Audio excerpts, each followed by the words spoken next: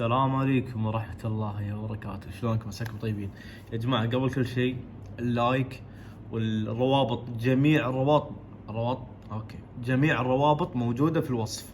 زين، سنابي كل شيء موجود بالوصف. اهم شيء رابط التليجرام، تدخلون يا جماعة جروب تليجرام اهم شيء. ورابط الانتساب اول شيء، اشتركوا كلكم الانتساب عشان تتمتعون بالمزايا. حياكم الله. نبدي بسم الله. طبعا يا جماعة اعذرون اذا التصوير مو واضح، بس قاعد احاول اعدل التصوير ان شاء الله، ومع الوقت راح اعدل التصوير. بس ادعموني، اشتركوا بالانتساب عشان اعدل. فاذا اشتركتوا بالانتساب راح تجيني فلوس ان شاء الله.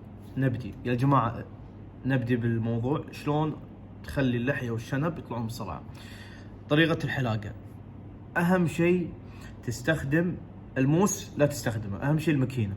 حلو، استخدم الماكينه كل اسبوع مره، كل اسبوع مره، كل اسبوع مره، باذن الله راح تشوف نتيجه بسرعه خياليه. شلون خياليه يا عبد العزيز؟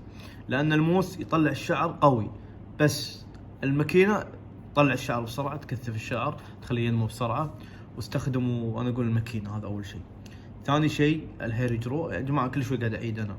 الهير جرو انصحكم فيه مره، ما انصحكم لوفيجين. طيب اللي ما عنده فلوس، يستخدم الثوم او البصل. تمام، الثوم او البصل بس. هذه الطريقتين، يعني لا حد يقول لك زيت فلاني او زيت فلاني. وبس يا جماعه. والاعمار اللي تستخدم الهير جرو يستخدم من عمر 14 لين فوق. هذه بس. الثوم والبصل ما في عمر معين، لكن بس هذا. اتمنى يكون مقطع عجبك. اكتبوا لي يا جماعه، ما في والله، ما عندي شيء يعني اسوي صراحه. اكتبوا لي شو انتم تبون انزل لكم.